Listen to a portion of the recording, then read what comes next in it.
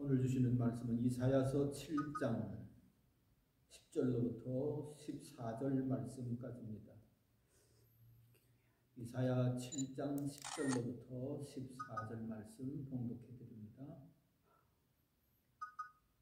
주님께서 아하스에게 다시 말씀하셨다. 너는 주 너의 하나님에게 징조를 보여달라고 부탁하여라.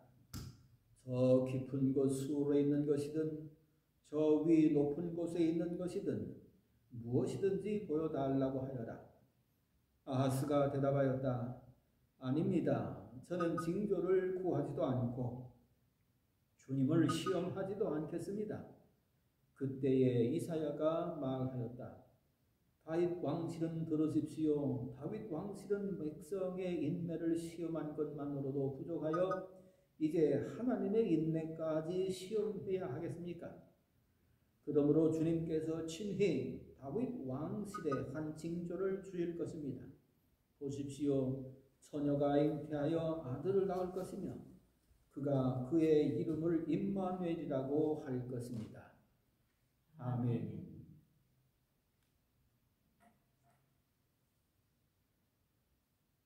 이 말씀에 의해서 온 천하의 하나뿐인 징조, 그런 제목으로 함께 은혜를 나누고자 합니다. 예전에 우리가 어렸을 때 부모님들로부터 자주 들은 말씀 중에 하나는 아침에 까치가 울면 반가운 손님이 오신다 라는 말을 들었습니다. 그런가 하면 요즘은 지진이 난 다음에 또 그런 징조가 있다고 하는 그런 이야기들을 많이들 합니다. 바닷가에 갑자기 고래떼가 밀려들었다든지 또 지진이 일어날 때쯤 즈음에서 개미떼들이 수만 마리가 떼를 지어서 해안가를 그렇게 지나갔다든지 이런 것들이 지진의 징조였었다. 그런 말들을 합니다. 그런데 사람들이 말하는 어떤 일에 대한 징조, 물론 맞을 수도 있을 것입니다. 그러나 그 징조가 나타났다고 해서 그런 일들이 반드시 일어나는 것은 아닌 것을 볼 수가 있습니다. 그런데 하나님께서 어떤 일의 징조를 보이시면 그 일이 분명히 일어납니다.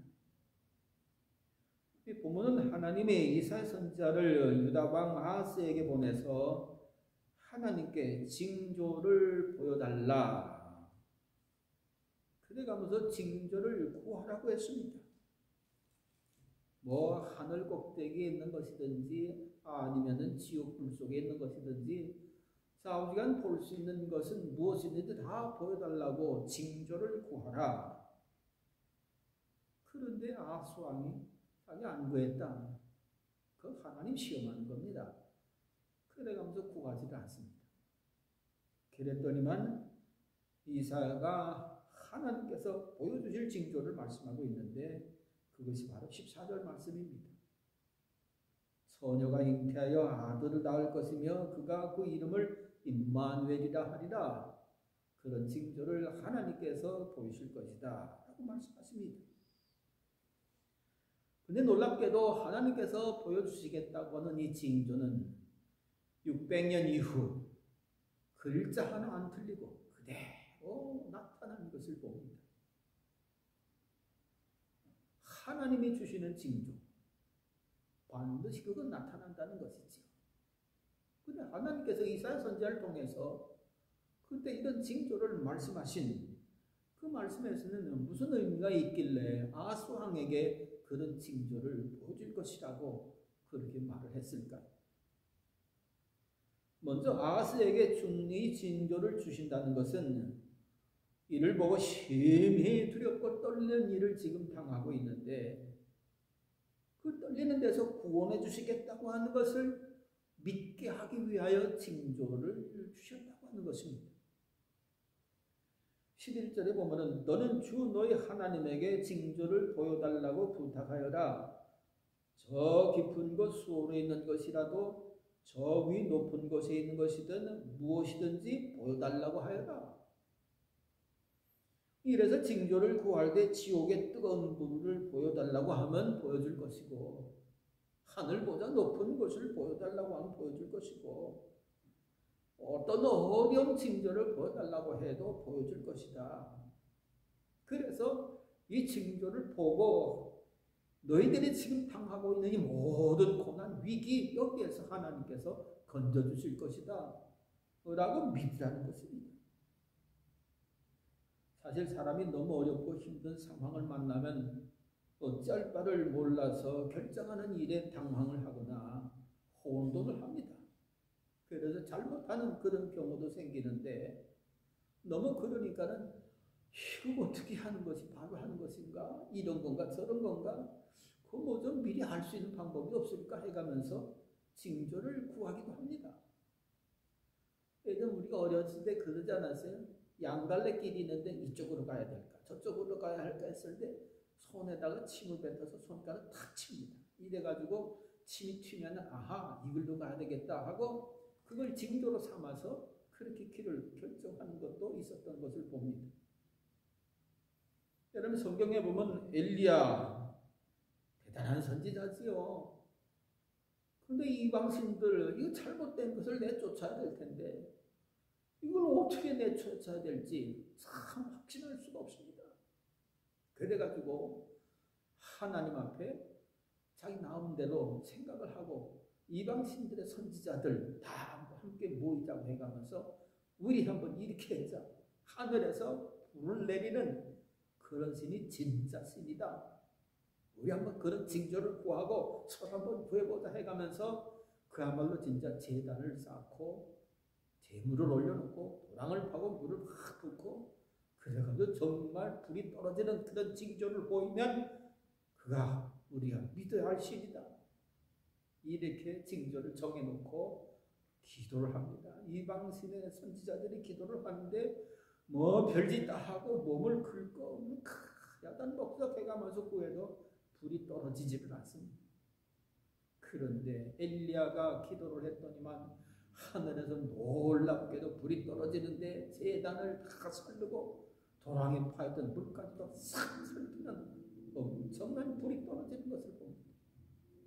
이런 확실한 징조가 하나님 여호와 하나님이 진짜 하나님이라고 하는 것을 확실하게 믿게 해주지 않습니까? 이래가지고 이방 신의 우선 제사장들을 다 몰아내버리고 맙니다. 기도도 그렇습니다. 하나님께서 사사를 해서 이스라엘을 건져내라고 하는데 아무리 봐도 자기는 그런 능력이 없어요. 더군다나 상대는 미디안 족속인데 얼마나 강한 족속인지 잘못 건드렸다가는 자기 목숨을 잃을 것 같거든요. 그러니까 하나님 앞에 징조를 구합니다. 양털 한 뭉치를 갖다가 하나님 이 양털에는 물이 잔뜩 있게 하시고 땅을 바싹 마르게 해주세요.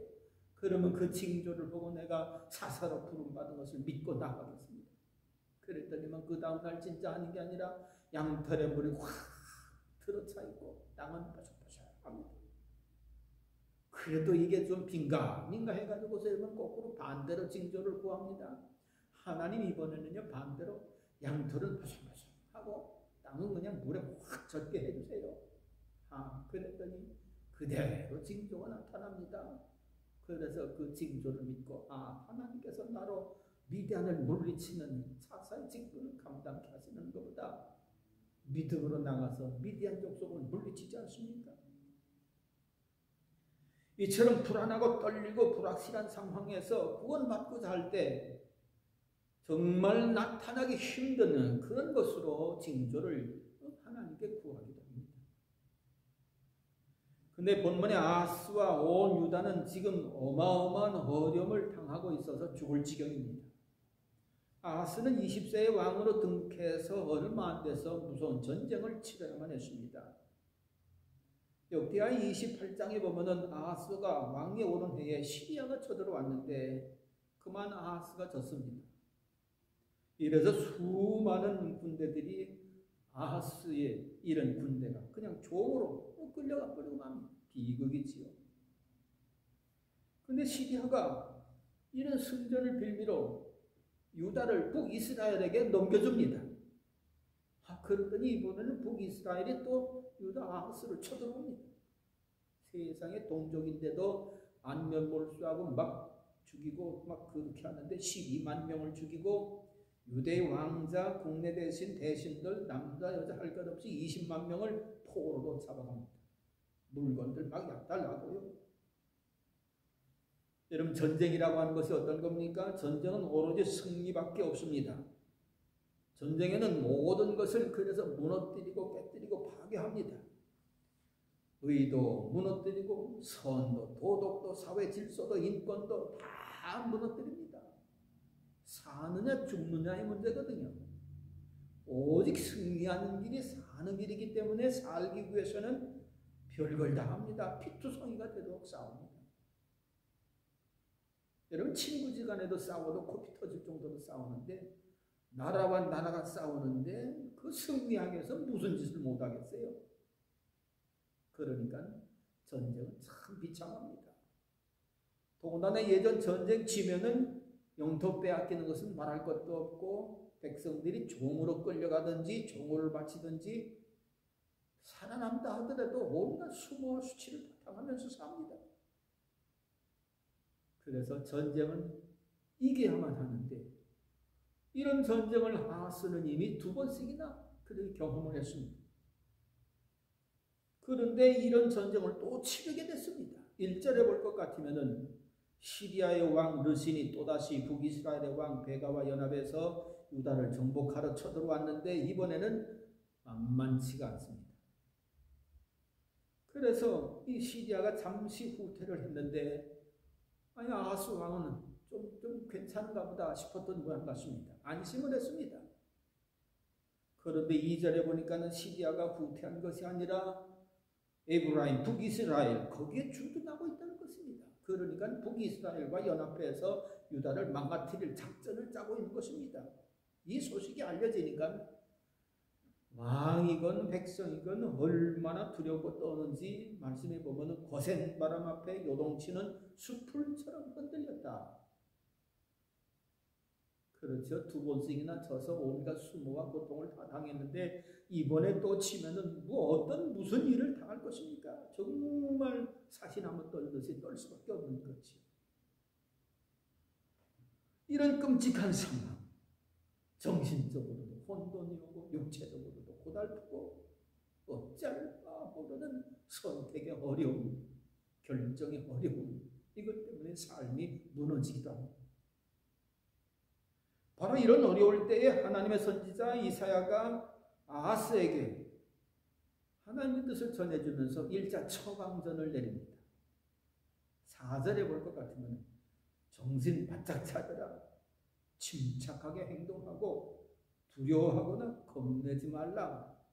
그렇게 처방전을 내려주십니다. 그래가면서 그 이유를 3절부터 9절까지 말씀하시는데 4절 말씀해 볼 것 같으면 시리아, 북이스라엘 저들은 타다가만 부지깽이다. 연기나 다를 바가 없다. 별 힘이 없다.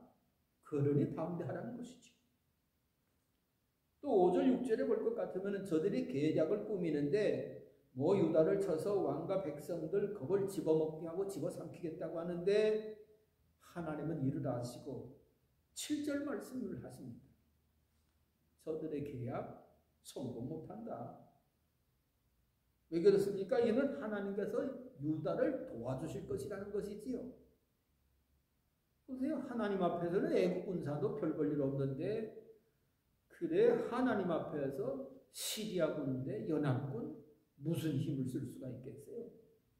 하나님께서는 도와줄 작정을 하셨기에 저들을 보고 두려워하지 말라.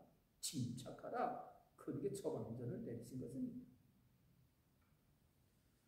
그런데도 이 아하스 왕이 이걸 제대로 정신을 못 차립니다.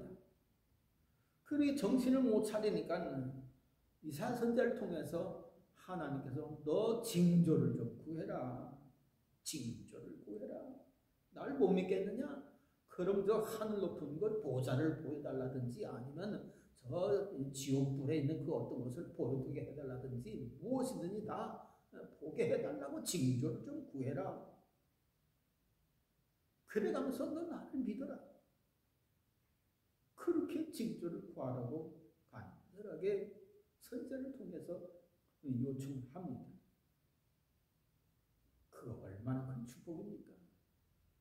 세상에 그런 전쟁에 이기게 해주시겠다고 믿음을 주기 위해서 징조를 구해라. 이 복음이지요. 너무 큰 복음입니다. 여러분, 그런데 저와 여러분들은 어떻습니까? 우리는 그 어떤 누구보다도 확실한 징조, 하늘과 땅, 보좌, 그 어디에서도 찾을 수 없는 오직 유일한 징조, 예수 그리스도.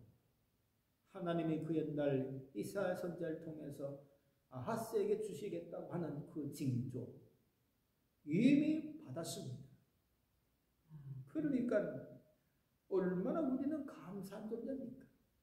그 징조를 받았기 때문에 하나님이 우리를 사랑하시고 보호해 주시는 것이 확실하고 구원해 주시겠다고 하는 것이 너무 확실한 거거든요. 그러니까 이제 예수를 믿고 영접하고 나의 주 나의 하나님이라고 영접해서 믿는다면 이거에 따른 축복이 얼마나 많이 오는지, 하나님의 자녀도 되지요, 죄사함을 받지요, 의롭다 인정받지요, 천국 백성 되어지지요, 기도 응답받지요, 심지어는 성령의 충만함도 받지요.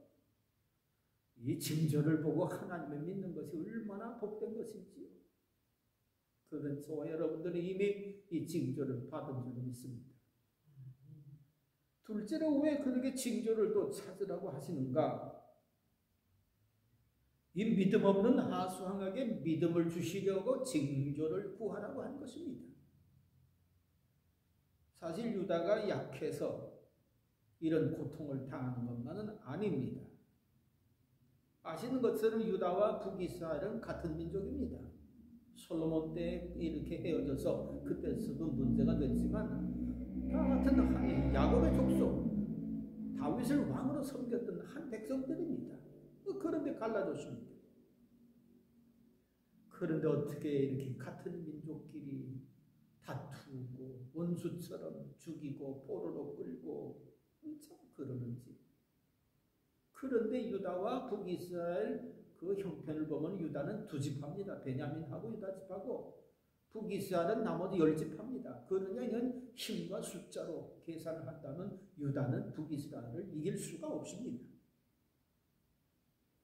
주변 강대국도 얼마나 많습니까? 그런데도 불구하고 유다가 이제까지 잘 지나왔습니다.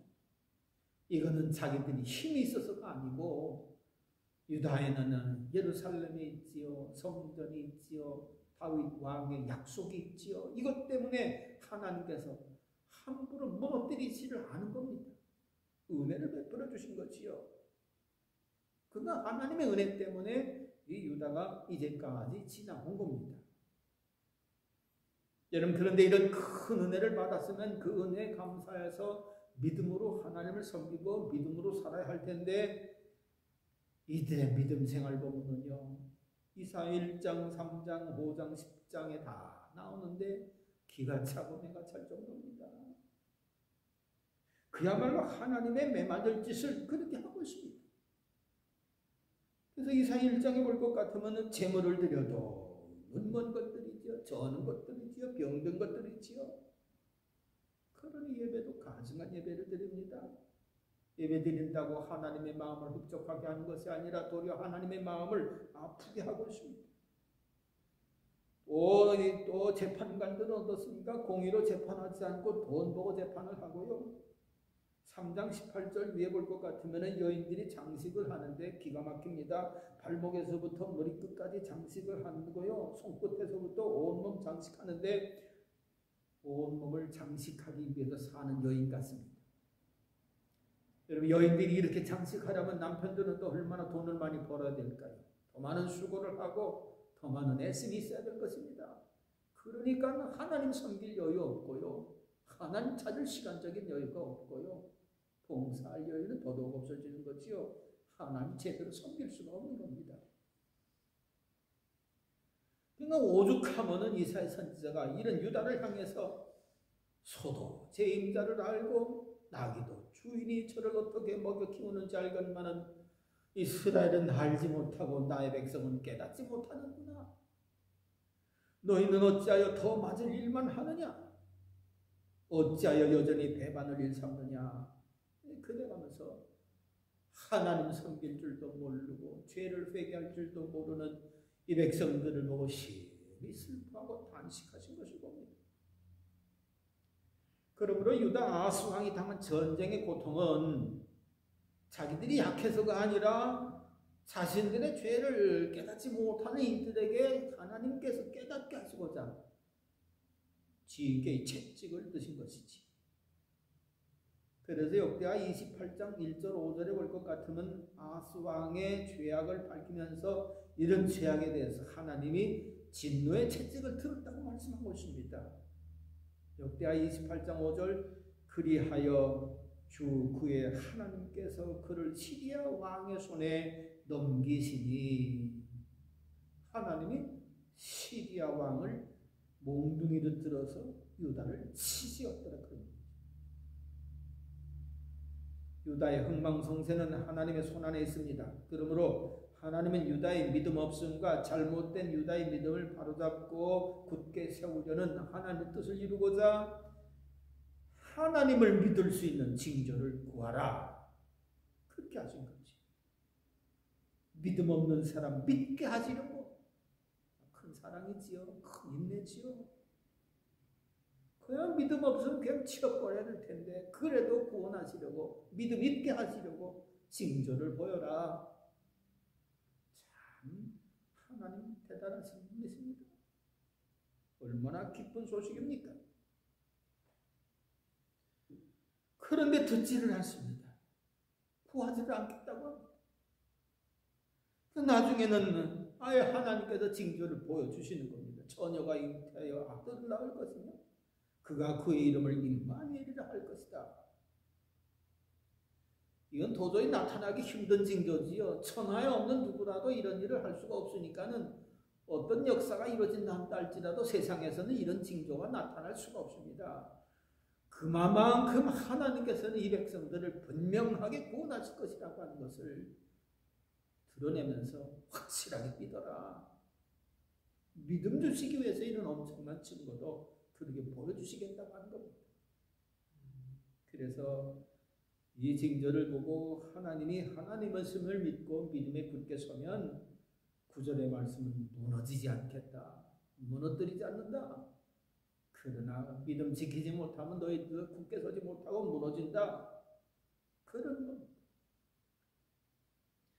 우리는 아하스 왕도 받지 못한 이 징조를 받았습니다.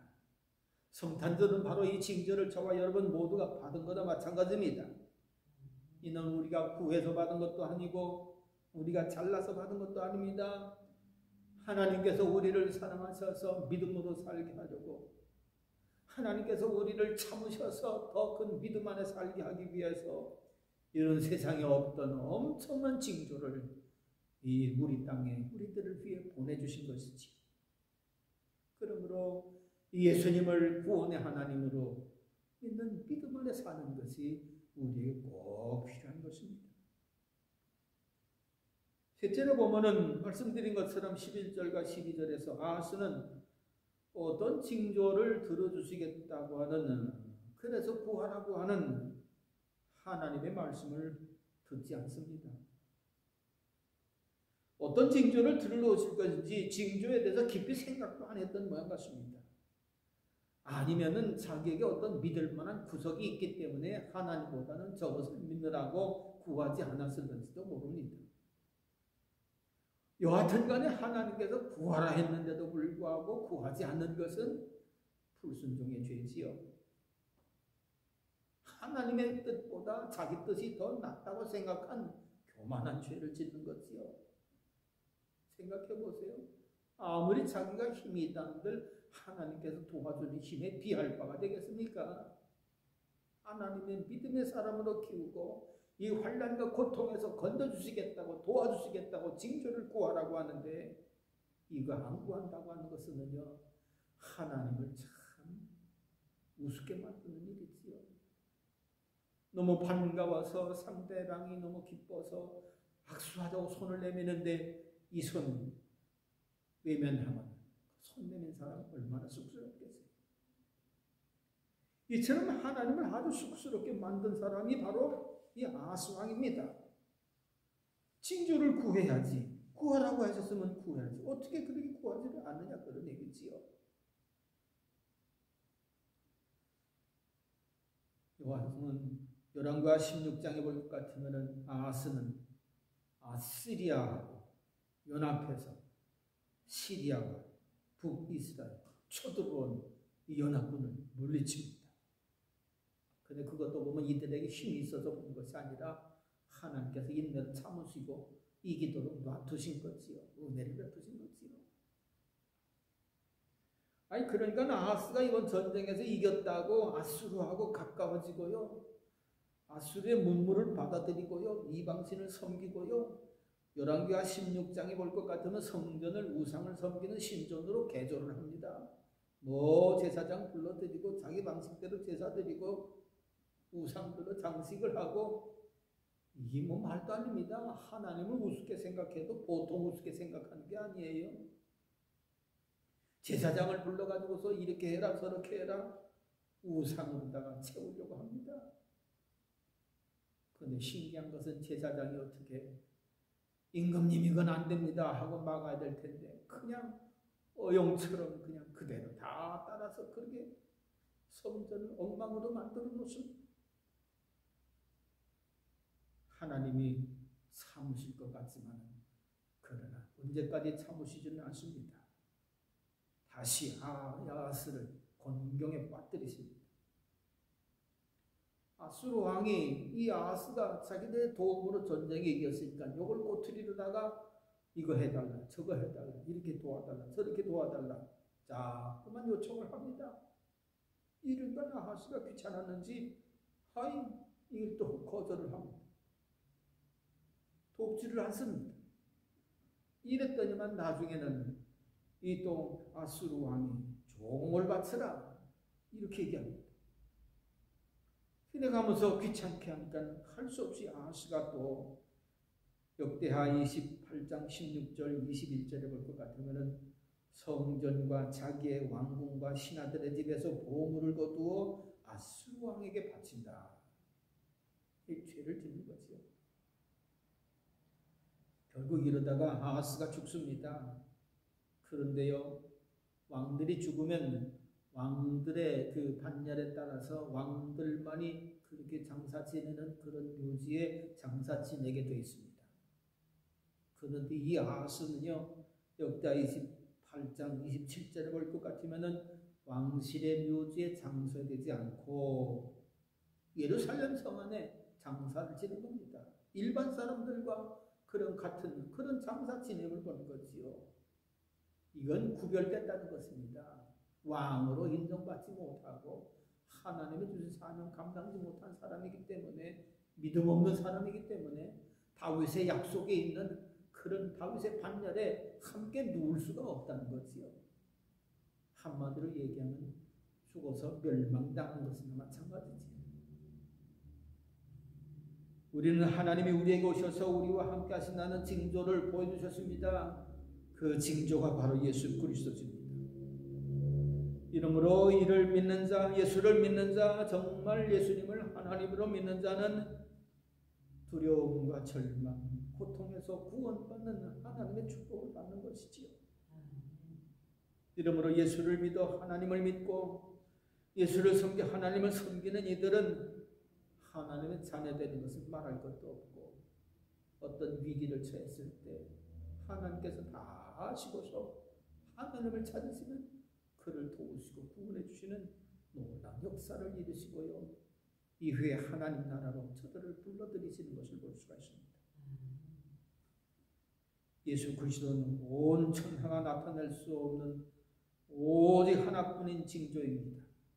하늘과 땅 모든 세계 모든 역사에 오직 하나뿐인 구원받을 징조 오직 한 분 예수님이십니다. 그러므로 이 예수님 오신 것을 우리는 기뻐 찬양하며 심령으로 맞이하는 그런 역사가 우리들에게 있어야 될 줄로 믿습니다. 기도하겠습니다. 하나님 온 세상에 여러 가지 징조가 있다는 할지라도 우리를 위기와 사망에서 건질 수 있다고 하는 하나님의 역사를 드러내는 징조는 오직 예수 한 분인 줄로 믿습니다. 이런 징조를 우리에게 허락하신 하나님께 감사, 찬송, 영광을 돌립니다. 예수님을 우리 마음에 영접하고 예수님을 잘 섬겨 하나님을 기쁘시게 함으로 이 땅에서 살아가는 동안에 주의 은총 가운데 살면서 이후에 하나님의 영광의 자리에 함께 나갈 수 있는 모두가 되게 도와주시옵소서. 아직까지도 이 징조를 알지 못하는 이들에게 증거할 수 있는 능력이 저희들에게 있어야 될 줄로 믿사오니 하나님의 풍성한 증거를 허락하사 믿지 못하는 자들에게 믿음의 역사를 불러일으킬 수 있는 저희들이 되게 해 주시옵소서. 주님께 맡기옵고 감사드리며 예수님 이름으로 기도하옵나이다. 아멘.